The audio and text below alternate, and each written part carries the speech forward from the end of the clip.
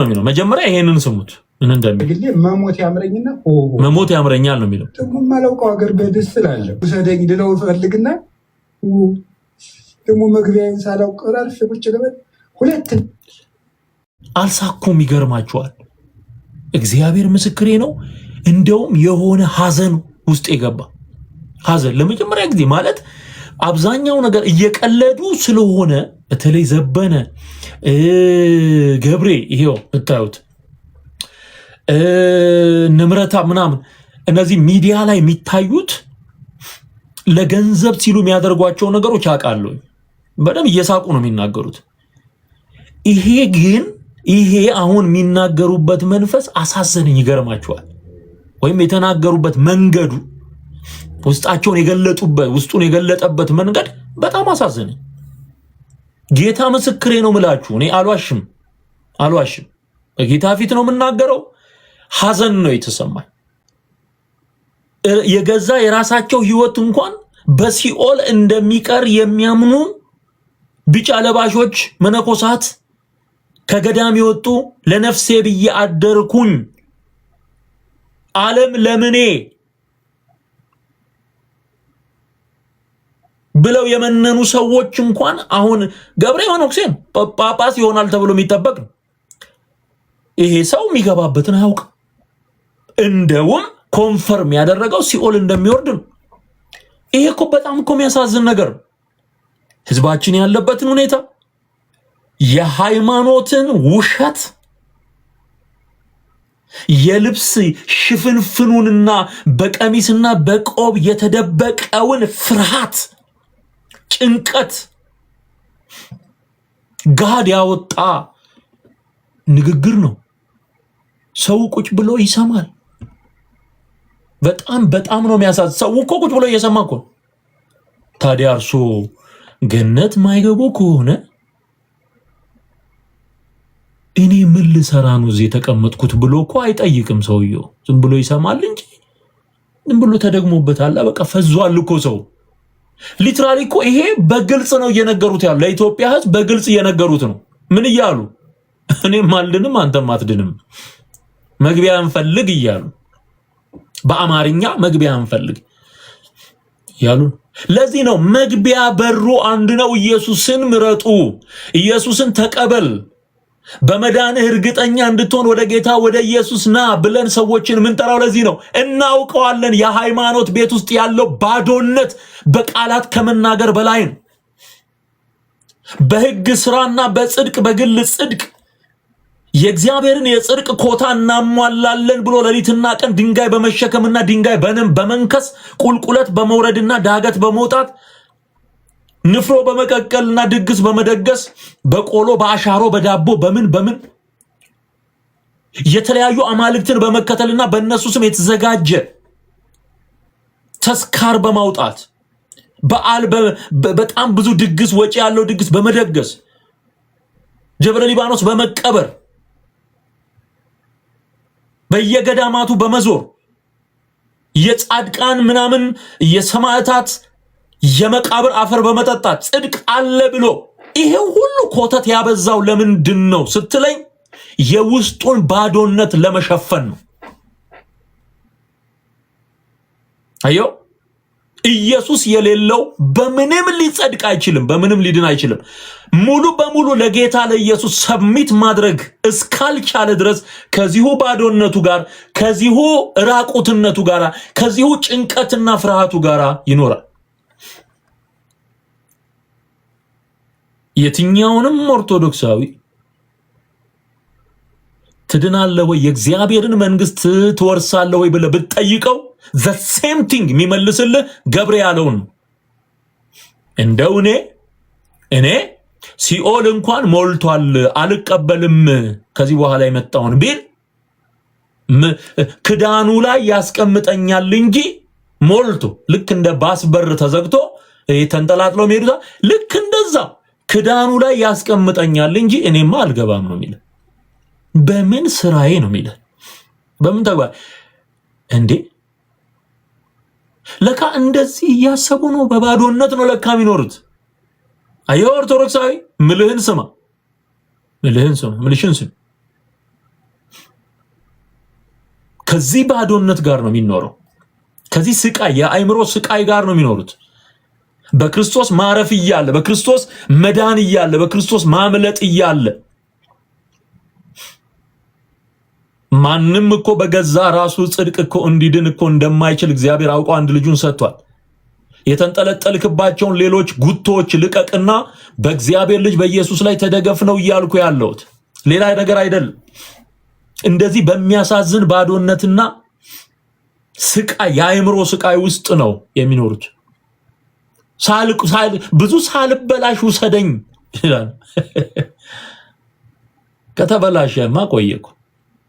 የሰው ልጅ በእግዚአብሔር ፊት በክርስቶስ ኢየሱስ ካልሆነ በስተቀር ሊጸድቅ አይችልም። እግዚአብሔርም ይህን አውቋል። እመጣበታለሁ። ስለዚህ አሁን አእምሮን እየወቀሰው ይሲ በነገራችን ላይ ድግምት የሚሰሩ አስማት የሚሰሩ የሚያሟርቱ ሞራ ገላጭ ስርማሽ ቅጠል በጣሽ መጽሐፍ ደጋሚ ድግምታ አስማተኛ ሟርተኛ በሙሉ እየሰራ ያለውን ስራ ያውቀዋል። ዘፋኝ ያውቀዋል። ማንም ሰው በምድር ላይ ከክርስቶስ በሆነ ህይወት ውጪ ዳግመኛ ባልተወለደ ማንነት ሲኖር ምን እየሰራ እንዳለ እኮ ያውቀዋል። የት እንደሚሄድ ያውቀዋል። መፍትሄው ግን አንድ ነው፣ እሱም ኢየሱስ። አሁን እግዚአብሔር አብ የሰው ልጅ ሊጸድቅ የሚችለው እሱ በሚሰጠው ጽድቅ በኩል እንደሆነ አውቆ አንድ ልጁን ሰጥቷል። አንድ ልጅ በቃ ብቸኛ የመዳን መንገድ። አሁን ገብሬ ካስተማራቸው ትምህርቶች መካከል አንዱ ምንድነው? አንዱ የመግቢያ በር በዛልን፣ በአርሴማ በኩል መግባት፣ በከሌ በኩል መግባት። ቆይ እሺ እሱን ላምጣላችሁ። አሁን በባዶነት ነው የሚለው። መጀመሪያ ይሄንን ስሙት ምን እንደሚል። መሞት ያምረኛል ነው የሚለው። ትርጉም ማለውቀው ሀገር በደስ ስላለው እሺ፣ ለምን ነው መሞት የሚያምረው? ሰው መሞት የሚያምረው ወይም ደግሞ መሞት የሚፈልገው ተስፋ ሲቆርጥ ነው፣ ባዶነት ሲሰማው ነው።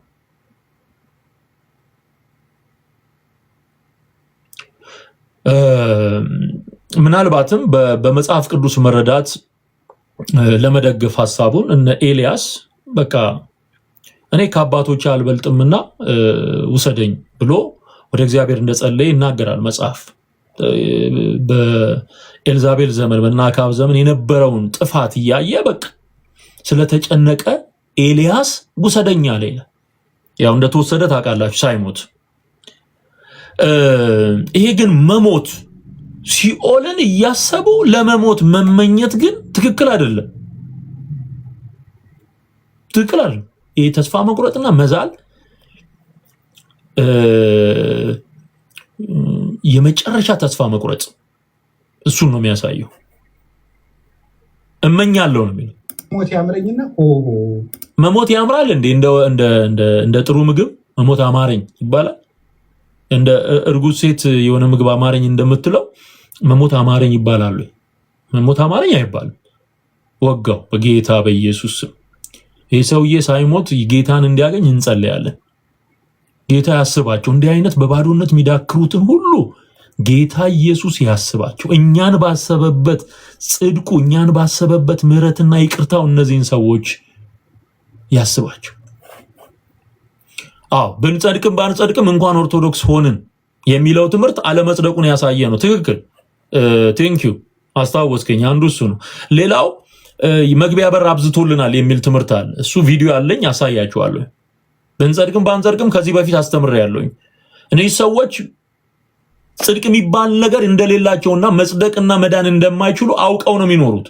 ግን ኦርቶዶክሳዊ በመሆናቸው ብቻ በምድራዊ ሃይማኖተኝነትና ጽንፈኝነት ተመክተው ነው የሚኖሩት። ባዶነታቸውን የሚሸፍኑት ኦርቶዶክሳዊነት በሚል ስያሜ ነው፣ ወይም ደግሞ በዛ ባዶ ኩራት እንጂ የመዳንን ነገር በፍጹም አያምኑ። እንደማይድኑ አድርገው ነው ራሳቸውን የተቀበሉት። እንደማይድኑ አድርገው። ኦኬ። ስለዚህ መሞት ያምረኛል ነው የሚለው። ሞት ያምረኝና ትርጉም ማለውቀው ሀገር በደስ ስላለው የእውነቴን እኮ ነው። ውሰደኝ ልለው ፈልግና ደግሞ መግቢያዬን ሳላውቅ ቁጭ ልበል። ማረፊያዬን ሳላውቅ መሄጃዬን ሳላውቅ የሆነ ሀገር ቢወስደኝስ? ከሞት በኋላ ያለውን ህይወት በክርስቶስ ኢየሱስ ያመኑ ከክርስቶስ ኢየሱስ ጋር እንደሚኖሩ መጽሐፍ የሚናገረውን እውነት አያምንም። ለምን? በክርስቶስ ኢየሱስ አምኖ ዳግመኛ አልተወለደም። ዳግም የተወለደ መንፈስ ወራሽ ነኝ ነው የሚለው። አትፍረድባቸው። አሁን እኔ አልፈርድም እኮ እየፈረድኩ አይደለም። ያሉበት የእውቀት ደረጃ ትክክል ስላልሆነ ወደ ትክክለኛው መረዳት እንዲመጡ ነው እየነገርኳቸው ያለሁት። ይሄ መልእክት ይደርሰዋል። በመዳንህና በመጽደቅህ የእግዚአብሔርን መንግስት በመውረስህ ለዘላለም ከእግዚአብሔር ጋር ለመኖርህ አፍህን ሞልተህ ልብህን ሞልተህ መናገር የምትችለው ዳግመኛ ስትወለድ የእግዚአብሔር መንፈስ ውስጥ ሲገባ አለቅ። በባዶ የሃይማኖት ኩራት እጸድቃለሁ ወደ እግዚአብሔር መንግስት ገባለሁ ብሎ መናገር አይቻልም። ከተናገረም ባዶ ነው፣ ውሸትም። ኢየሱስ የሌለው ህይወት የለው። በቃ ስለዚህ ሌላ ሀገር ቢወስደኝስ ብሎ ነው የሚፈራው ማለት። ሁለት ሀገር አለ። ሀገራችን በሰማይ ነው የሚለው ጳውሎስ የእግዚአብሔርን መንግስት ነው። ገብሬ ደግሞ ሀገር የሚለው ሲኦልን ነው። ሲኦልን ነው። እርግጠኛ መሆን ትፈልጋለህ? ወደ እግዚአብሔር መንግስት እገባለሁ የሚለውን እርግጠኝነት ከመንፈስ ቅዱስ መቀበል ትፈልጋለህ? ና ወደ ኢየሱስ። እንቀጥለው ነገር እኔ በግሌ ሳልዋሽ ብናገር ሁለት ነገር ይገርመኛል። አንደኛው ቆይተን ከምንበላሽ በጊዜ ብንሄድ፣ ሁለተኛው ደግሞ ሄደን ደግሞ መግቢያችን መች እናውቀዋለን።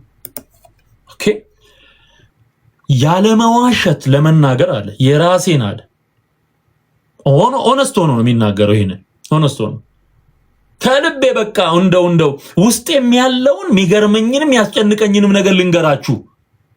እዚህ ቆመን እዚህ ኖረን ከምንበላሻል ኖረን ደግሞ ሄደን ደግሞ የት ነው የምንገባው? በነገራችን ላይ አንድ መዝሙር መጣልኝ ልንገራችሁ ልበልላችሁ። በስራዬ የት ይሆን መግቢያዬ? በስራዬ የት ይሆን መግቢያዬ? የኦርቶዶክስ መዝሙር ነው የድሮ። እኛ ራሱ ስንሰማ ያደግነው መግቢያ እንፈልግ ተብለን ያደግነው። መግቢያ እንፈልግ። ጨነቀኝ ጠበበኝ ነፍሴ ወዲያልኝ የሚል መዝሙር ትዝ አይላችሁ? የኪነ ጥበብ ምናምን መሰለኝ። የጭንቀት የጥበት ነው። ነፍሴ ወዲያልኝ ዞር በይልኝ ቃታትጨነኝ። ከዛ ተሸክሜ የኃጢአት ክምር ተሸክሜ የኃጢአት ክምር ይመሻል ይነጋል በከንቱ ስዞር ይላል። ስለዚህ የሚኖረው ኃጢአት ተሸክሞ በከንቱ እየዞረ እንደሆነ ጨነቀኝ ጠበበኝ ነፍሴ ወዲያልኝ እያለ የሚያቃስት መዝሙር ነው ስንሰማ ያደግን። አያምኑም፣ መጽደቃቸውን አያውቁትምም፣ አያምኑትምም። ለምን? ትክክለኛ ወንጌል በምድሪቱ ላይ አልተሰበከም። አዳኝ የሆነው ጌታ ኢየሱስ እሱ ተትቶ በሌሎች ነገሮች ነው። አየው፣ ሙሉ እምነት ስለሌለው ብዙ አዳኝ አለው። በጣም ብዙ ነፃ አውጪ አለው። ከዚህ ውስጥ እኮ ነው እግዚአብሔር የገላገለን ወንድሜ። ከዚህ ውስጥ ጨነቀኝ ጠበበኝ እየተባለ ከሚኖርበት ኑሮ ሰፋልኝ አማረልኝ መዳኔ ገርመኛል ወደሚለው መጣ ነው። ክብር ለእግዚአብሔር ይሁን። ሃሌሉያ።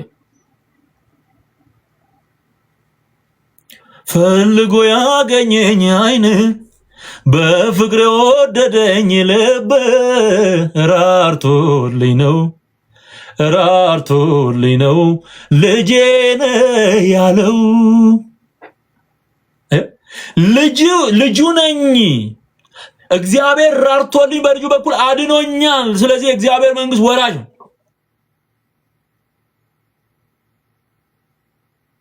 ወደሚል ዝማሬ መተና ጨነቀኝ ጠበብ ኖ ሞር አንተም ከዚህ ውስጥ እንድትወጣ ነው የምነግርህ። በቃ የእግዚአብሔር መንፈስ ነው የሚያረጋግጥልህ ብራዘር። ሃሌሉያ።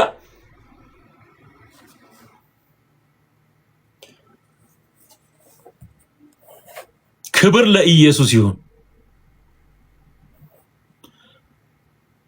ምን የሚወደድ ነገር ኖሮኝ ልጅ የሚያስብለኝ ስራ ጸጋ እኮ ነው ሰው ያረገኝ የታደገኝ ከመከራ እኔን ሊያድን የሚቻለው። በጣም የሚገርም ነው ወገኖች። መዝሙሩን እጋብዛችኋለሁ። ነፃ ሆንኩኝ ለዘላለም፣ ነፃ ወጣው ለዘላለም፣ ወራሽ ነኝ እያልን ምን ዘምረው ከእንደዚህ አይነት ድንግዝግዝ ውስጥ እግዚአብሔር አውጥቶ ነው። ይሄ ሁለተኛው ደግሞ ሄደን ደግሞ መግቢያችን መች እናውቀዋለን? ይሄ ሁልጊዜ ጥያቄ ነው። ብንሞት ሲኦል ይቆየና ስንቆይ ደግሞ እየተበላሸን ተቸገር። ስለዚህ ብንሞት ሲኦል ይቆየናል ማለት ሲኦል ነው ምገባው እያለ ነው የሚያገለግለው የሰውዬ። ከዚህ በላይ ኪሳራ አለ? ከዚህ በላይ ውድቀት አለ? ከዚህ በላይ ዘፍኜ ልሙት፣ እምቢ አሻፈረኝ፣ ጌታ ኢየሱስን ተቀበል፣ አልቀበልም፣ ይደባደባል፣ ይሳደባል፣ ያንጓጥጣል፣ የት ሄጄ ልቀበል እያለ ያፌዛል። ግን ውስጡ በጭንቀትና በስቃይ ነው የሚኖረው። ህዝቡን ሲያንከራትቱ እነሱ ሲንከራተቱ ይኖራሉ። ስለዚህ ለምንድን ነው ኦርቶዶክሶች የመዳኛ መንገዶችን ያበዙት? ወራሾኛለሁ እያላን ምን ዘምረው ትክክል።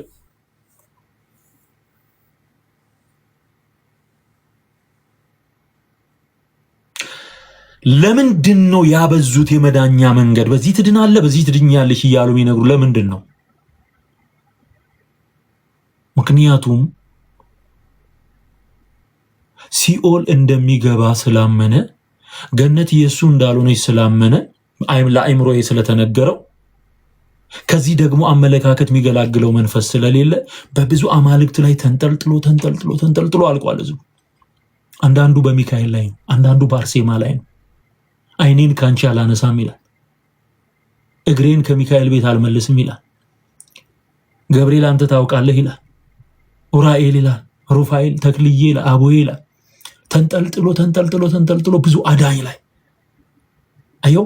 የበዛው አማልክት ያበዛው እንደማይድን ስለሚገባው። ባዶነት የሚሰማው ሰው ብዙ ጊዜ የሆነ መንጠልጠያ ነገር ይፈልጋል።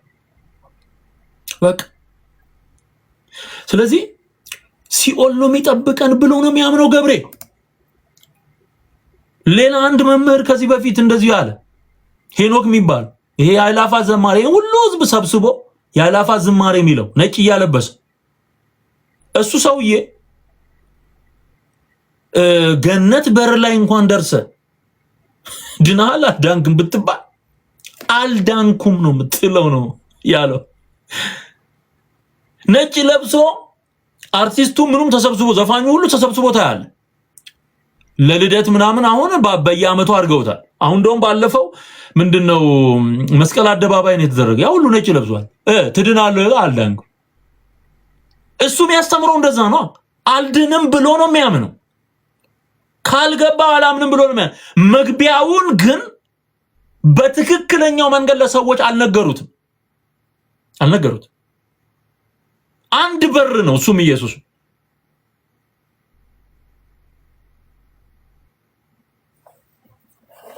በጌታ በኢየሱስ ክርስቶስ ብንጸድቅም ባንጸድቅም እንኳን ኦርቶዶክስ ሆንን እያሉ የሚፎክሩ የነፍሳቸውን ጉዳይ ግን የሸጡ ሽጦታል። በቃ የለም፣ አእምሮ ውስጥም የለም።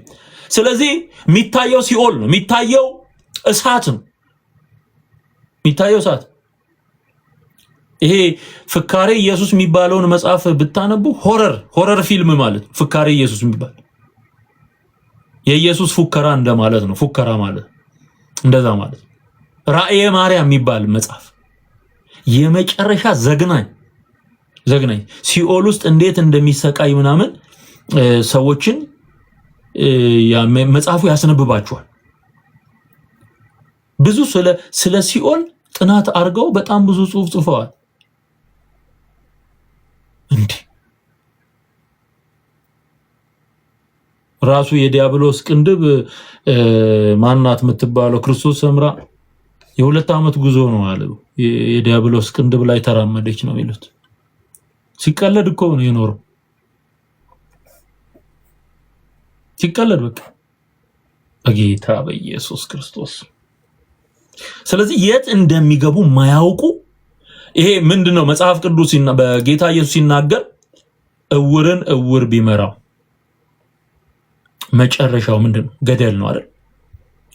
መጨረሻውን የማያውቅ ሰው እየመራ ወስዶ ሰውን የት ነው የሚከተው? ሲኦል ነው። ሲኦል እንደሚገባ አውቆ የነዳህ ነው። የኢትዮጵያ ሕዝብ ጆሮን ክፈት፣ ዓይንህን ግለጥ፣ አትደንድን። በእግዚአብሔር ቃል ላይ እምቢተኛ አትሁን። ሲኦል ነው መግቢያዬ የሚለውን ገብሬን እየሰማ እሱ ወደሚገባበት ሲኦል አትግባ። እሱም ንስሐ ቢገባ ጌታ ኢየሱስ ያድነዋል። እኔን እንዳዳነኝ ያድነዋል። አንተም ንስሐ ብትገባና ጌታ ኢየሱስን ብትቀበል ትድናል።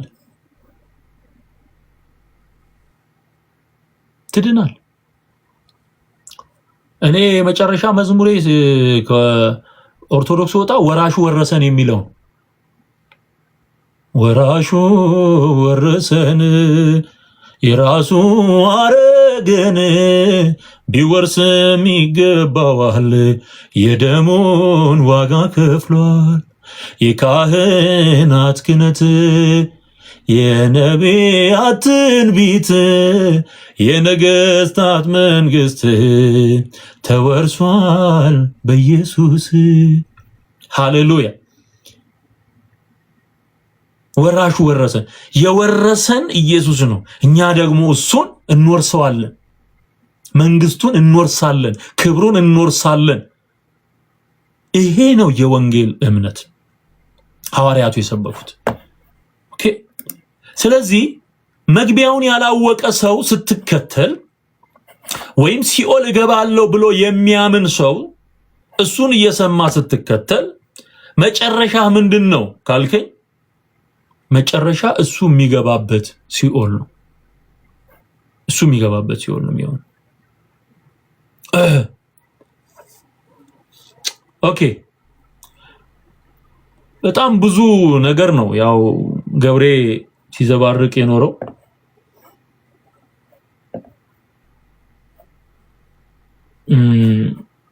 እስቲ ይሄንን የኃጢአት ስልቱ እንደበዛ የጽድቅም ስልቱ በዝቷል የሚለውን ለራሱ ያዘጋጀውን አሁን በዚህ መሰረት አልጸድቅም አልድንም ሲኦል ነው የምገባው ብሎ የሚያስብ ከሆነ ይሄን ስሙት። ኃጢአት ስልቱ እንደበዛ የጽድቅም ስልቱ በዝቷል። በልሱ ይውላችሁ።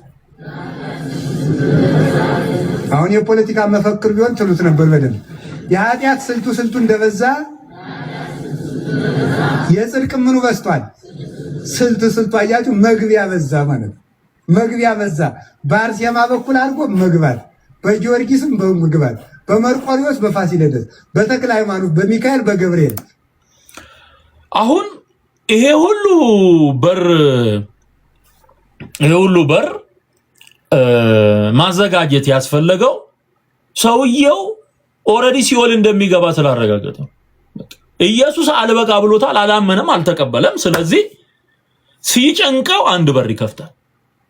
የሆነ ቀን ሲደነግጥ የሆነ በር ይከፍታል።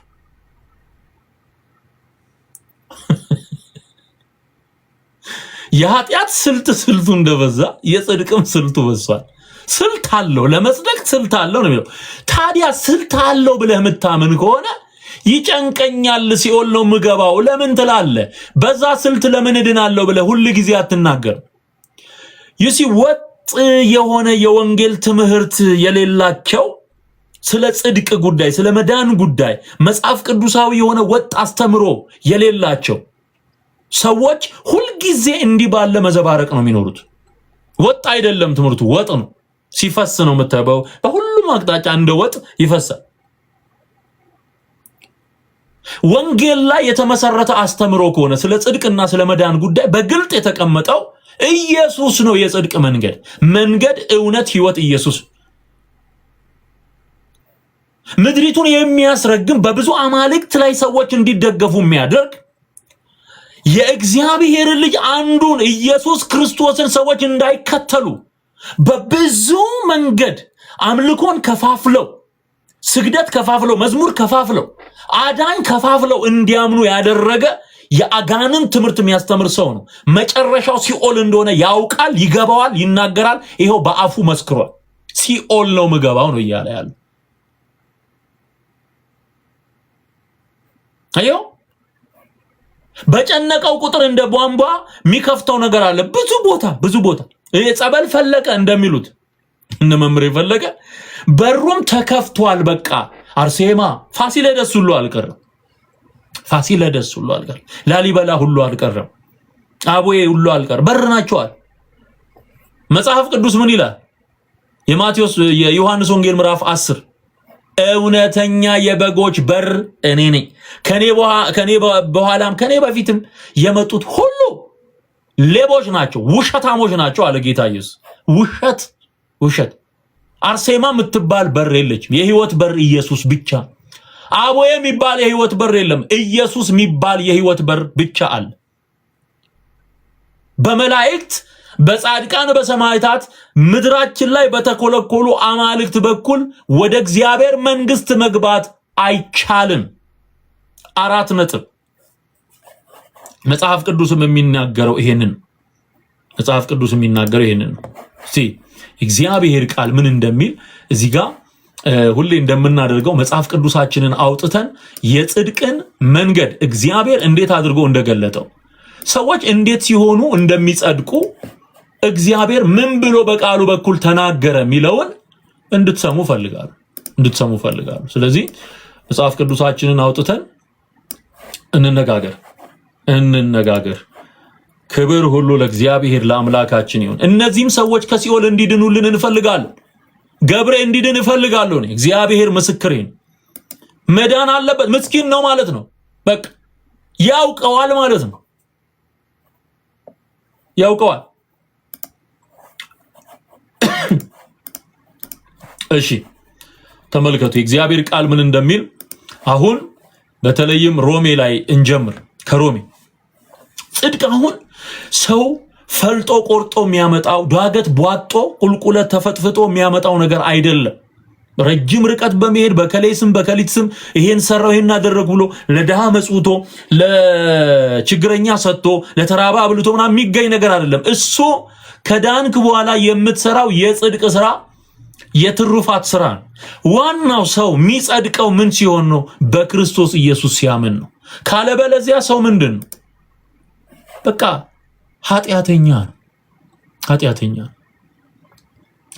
የሮሜ መልእክት ምዕራፍ 3 ላይ ስታነቡ በተለይ ከቁጥር 11 ጀምሮ ስትመለከቱ መጀመሪያ ዓለም በኃጢአት እንደሚከሰስና ማንም ሊያድነው የሚችል እንደሌለ እሱ ራሱን ማዳን እንደማይችል ግሪካዊም ይሁን አይሁዳዊም ይሁን የሰው ዘር በሙሉ ባሪያም የለ ጨዋም የለ ምንም ሁሉም ከጸጋ ጎድሎ የወደቀ እንደሆነ ያረጋግጣል መጽሐፍ። መድኃኒቱን ሊነግር ሲል መጀመሪያ መውደቅህን ይነግርሃል። ኃጢአት የለብንም ብንል ራሳችንን እናስታለን፣ እግዚአብሔርንም ውሸታም እናደርገዋለን ብሎ ዮሐንስ እንደተናገረ የሰው ልጅ ኃጢአተኛ እከሌ ከከሌ የለም። ኦኬ ይሄንን ኃጢአተኛ የሰው ልጅ ሊያድን ማን መጣ? ክርስቶስ መጣ። የእግዚአብሔር ልጅ መጣ። ኃጢአተኛ ስለሆንክ ነው የመጣው። ሌሎቹ ምትጠራቸው ጻድቃን ጳልቃን ምትላቸው በሙሉ ኃጢአተኞች ናቸው፣ ማርያምን ጨምሮ በኃጢአት የሰው ልጅ ተከሷል። ስለዚህ ኃጢአተኛ የሆነ ሰው ኃጢአተኛውን ሊያድን አይችልም። ጻድቅ ሊመጣ ይገባዋል። ጻድቁ ኢየሱስ ክርስቶስ መጣ። በቃ ማርያምን መድኃኒት ያስፈልጋት ነው። ለዛ ነው አታድንም እንል። ኢየሱስ የሚያድነው ከኃጢአት በኃጢአት ሊከሰስ የማይችል ንጹህ ኃጢአት የማያውቀው የእግዚአብሔር በግ እሱ ስለሆነ ሕግን ሁሉ ፈጽሞ ያሳየን እሱ ስለሆነ አሁን ተመልከት ቁጥር 11 ሮሜ 3:11 ጻድቅ የለም አንድስ እንኳ አለቀ። አንድስ እንኳ ከከሌ የለም ኤክሰፕት ሴንት ሜሪ ሚላል እዚህ ጋር የለም። ማርያምን ጨምሮ ሐዋርያቱ ነቢያት የተባሉት በብሉይም ያሉት ጻድቅ የለም አንድስ እንኳ አስተዋይም የለም እግዚአብሔርም የሚፈልግ የለም። ሁሉ ተሳስተዋል፣ በአንድነትም የማይጠቅሙ ሆነዋል፣ ቸርነት የሚያደርግ የለም አንድስ እንኳ የለም። እንዴ ጥሩ ስራ የሰሩ የሉም ወይ? አሉ እኮ። ግን በእግዚአብሔር ፊት ጽድቅ የሚባለው ሙሉ ጽድቅ ነው። ዛሬ ትክክል ሆነ ነገ ተሳስተህ ጻድቅ ልትባል አትችልም። ጥራልኝ የትኛውም የመጽሐፍ ቅዱስ ባለ ታሪክ ከእግዚአብሔር መንግስት ጋር ስሙ ተያይዞ የተነሳ እንደነ አብርሃም እንደነ ዳዊት እንደነ ሰሎሞን አይነቱን መጽሐፍ ቅዱስ ላይ የተጻፉትን ባለ ታሪኮች በሙሉ ጥራልኝ። ሁሉም ተሳስተዋል። ሙሉ ካልሆነ ደግሞ እግዚአብሔር ፊት ጽድቅ ሊባል አይችልም ወይም ጻድቅ ሊባል አይችልም። ኦኬ አሁን ይሄንን ይዘረዝርና ቁጥር 19 ላይ አፍም ሁሉ ይዘጋ ዘንድ ዓለምም ሁሉ ከእግዚአብሔር ፍርድ በታች ይሆን ዘንድ ሕግ የሚናገረው ሁሉ ከሕግ በታች ላሉት እንዲናገር እናውቃለን አለ። ይህም የሕግ ስራ በመስራት ስጋ የለበሰ ሁሉ በእርሱ ፊት ስለማይጸድቅ ነው። ስጋ የለበሰ በሙሉ በእርሱ ፊት ሊጸድቅ አይችልም ሕግን በመፈጸም። ሕጉ ከባድ ነው በጣም። አታመንዝር ያለው አትስረቅም ብሏል። በሐሰት አትመስክርም ብሏል። ሰውየው ባያመነዝር ወይ ሰው ባይገድል በሐሰት ከመሰከረ ኃጢአተኛ ነው። ሕጉ ኮምፕሮማይዝ አያደርግም። እንደውም የሕጉ አገልግሎት ያንተንና የኔን ያንቺን የዓለምን ሕዝብ ኃጢአተኝነት መግለጥ ነው። ዋና አጀንዳው የሕግ እሱ ነው።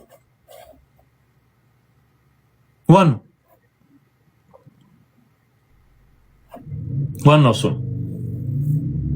ስለዚህ አፍም ሁሉ ይዘጋ ዘንድ you should shut your mouth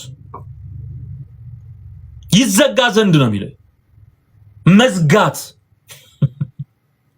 ምንምና ጽድቄ ቅድስና ልትል የምትችልበት ነገር የለም ማለት ነው። አንድም ነገር የለም።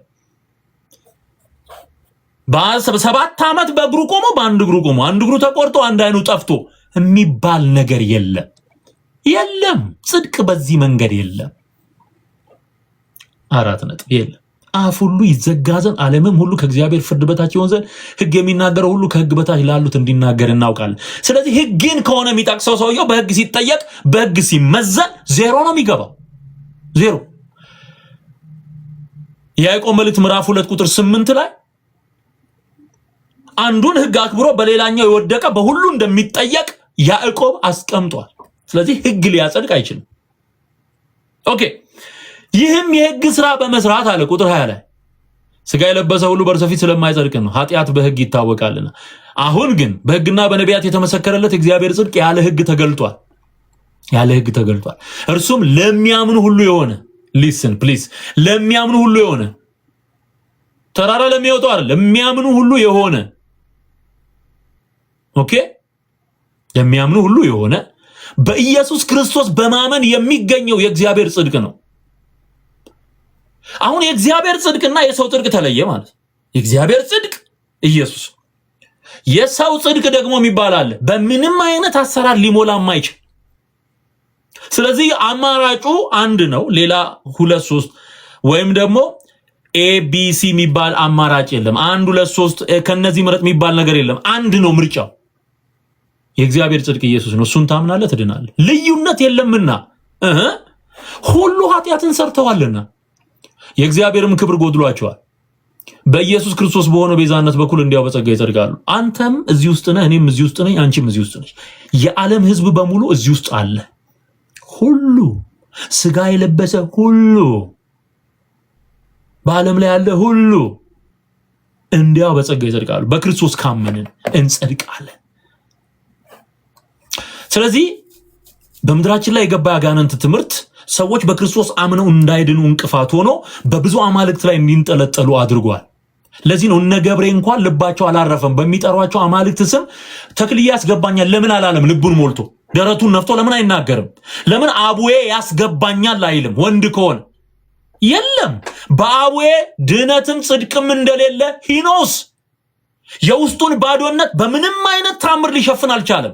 ኢየሱስ የሌለው እንዲህ ነው ሲሰቃይ የሚኖረው። ሊስን ጴንጤ ትዕቢተኛ ስለሆነ አማኝ ትዕቢተኛ ስለሆነ አይደለም።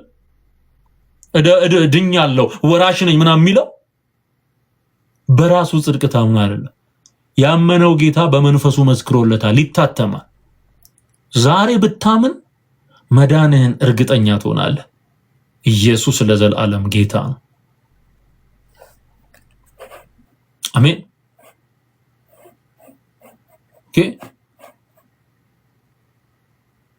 ኦኬ እርሱንም እግዚአብሔር ቁጥር 25ን ተመልከቱ። እርሱንም እግዚአብሔር በእምነት የሚገኝ በደሙ የሆነ ማስተስሪያ አድርጎ አቆመው። አብ አንድ አቆሟል። አንድ እግዚአብሔር አለና በእግዚአብሔርና በሰው መካከል ደግሞ አንድ አለ፣ እሱም ሰው የሆነ ነፍሱንም ስለ ሁሉ ቤዛ አድርጎ የሰጠ ክርስቶስ ኢየሱስ ነው። ጢሞቴዎስ ምዕራፍ 2 ቁጥር 5 ላይ የተጻፈው እሱ አቆመው ይላል። በሰውና በእግዚአብሔር መካከል የቆመው ማን ነው? ኢየሱስ። የጽድቅ በር፣ የጽድቅ ምክንያት፣ መዳኛ የሆነው መድኃኒት የሆነው መንገድም እውነትም ሕይወትም እኔ ነኝ ያለው በሩ እኔ ነኝ ያለው በእኔ በኩል ካልሆነ አትገባም ያለ ኢየሱስ ነው። አቆመው ነው የሚለው። ማስተስሪያ አድርጎ አቆመው። ስለዚህ ተሸክሜ የኃጢአት ቀንበር ይመሻል ይነጋል በከንቱ ስዞር እያልክ ስታላዝን መኖር የለብህም። እመን ትድናለህ። አለቀ። ይኸው የእግዚአብሔር ቃል የሚነግርህን ስማ። ይህም በፊት የተደረገውን ኃጢአት በእግዚአብሔር ችሎታ ስለመተው ጽድቁን ያሳይ ዘንድ ነው። ራሱም ጻድቅ እንዲሆን በኢየሱስ የሚያምነውን እንዲያጸድቅ አሁን በዚህ ዘመን ጽድቁን ያሳይ ዘንድ ነው። እንቀጥል። ሮሜ ምዕራፍ 4 ላይ ልውሰዳችሁ። ጽድቅን በምን መንገድ አገኛለሁ ብሎ ለሚጠይቅ ሰው ሮሜን መጽሐፍ ማጥናት በቂ ነው ብዬ አስባለሁ። ሮሜን በትክክል ያነበበ ሰው መንፈስ ቅዱስ ይረዳዋል። ጸልዬ ካነበብክ አሁን የምጠቅስልህ በሙሉ ሮሜን፣ ሌላ መጽሐፍ ላይ ሳልሄድ ሮሜን ብቻ ያሉትን ጥቅሶች እነግርሃለሁ። ሮሜን ብቻ ይበራልሃል። አብርሃም አመነ ጽድቅም ሆኖ ተቆጠረለት የሚል ቃል አለ አይደለ? በብሉይ ኪዳን የተጻፈ ቃል። አሁን ተቆጠረለት የሚለው ስለ አብርሃም ብቻ እንዳልሆነና የኢየሱስ ጽድቅ ለኛም እንደሚቆጠር ስናምን እኛ በራሳችን የሰራናት የሆነች እንትን አይደለም የምትቆጠረው። የኢየሱስ ጽድቅ ለኔ ይቆጠርልኛል፣ የኢየሱስ ጽድቅ ለአንተ ይቆጠርላል። ይሄ ነው ባይብሊካል ቲቺንግ፣ የመጽሐፍ ቅዱስ እውነተኛ የጽድቅ ትምህርት ይሄ ነው። ተመልከት። ስለዚህ ጽድቅ ሆኖ ተቆጠረለት ይልና፣ ነገር ግን ተቆጠረለት የሚለው ቃል ስለ እርሱ ብቻ የተጻፈ አይደለም፣ ስለኛም ነው እንጂ ስለኛም ነው ይላል። ሃሌሉያ። አሁን አንተ የተሸከምከው ድንጋይ አይደለም የሚቆጠርልህ። ፕሊስ ስማኝ ወንድሜ፣ ለመዳን የዘላለምን ሕይወት ለመውረስ የሚቆጠር ጽድቅ ኢየሱስ ይባላል። ኢየሱስ ይባላል። እሱ ነው በአንተ ፈንታ የሚታይልህ፣ በአብ ፊት የሚታይልህ እሱ ሊቀ ካህኑ እሱ። ሌላ የሚታይልህ ምንም የለም። አንተ የሆነ ጊዜ ላይ ለድሃ የሰጣት ጥርኝ ውሃ ምናምን እሱ የወለ ሃይማኖት ቤት ቀልድ ጨዋታ የሚሰማ የለም። በላይ ሰብ ወደ ሰማይ ሄዶ ጥርኝ ውሃ ምናምን ተሰፍሮለት እሱ ድራማ፣ የኦርቶዶክስ ድራማ ነው እሱ። አትድንም። የሚቆጠር ጽድቅ ኢየሱስ ይባላል። ሊስን ተቆጠረለት የሚለው ቃል ስለ እርሱ ብቻ የተጻፈ አይደለም፣ ስለኛም ነው እንጂ ስለ በደላችን አልፎ የተሰጠውን እኛን ስለ ማጽደቅም የተነሳውን አሁን ትንሣኤው ጽድቃችን ነው ስንል ነበር ሰሞኑን። ይኸው ስለ ማጽደቅ እኛን ስለ ማጽደቅ የተነሳውን ጌታችንን ኢየሱስን ከሙታን ባስነሳው ለምናምን ለኛ ይቆጠርልን ዘንድ አለው። ስለዚህ ጽድቅ የሚቆጠር የመጀመሪያው በማመን የሚገኝ፣ ሁለተኛው የሚቆጠርልን በኢየሱስ ስናምንና በላከው በእግዚአብሔር ስናምን በመንፈስ ቅዱስ አሰራር ስናምን የሚቆጠርልን ነው። የሚቆጠርልን። ክብር ለእግዚአብሔር ይሁን። ሮሜ 5 ላይ ሲኒድ ሮሜ 5 ላይ እንግዲህ በእምነት ከጸደቅን በእግዚአብሔር ዘንድ በጌታችን በኢየሱስ ክርስቶስ ሰላምን እንያዛለን። በምን ከጸደቅን? በእምነት።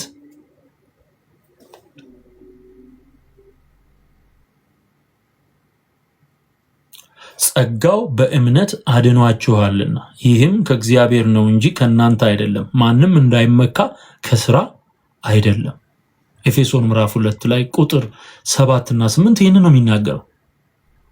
በእምነት ኢየሱስን በማመን ከጸደቅን በእግዚአብሔር ዘንድ በጌታችን በኢየሱስ ሰላምን እንያዝ።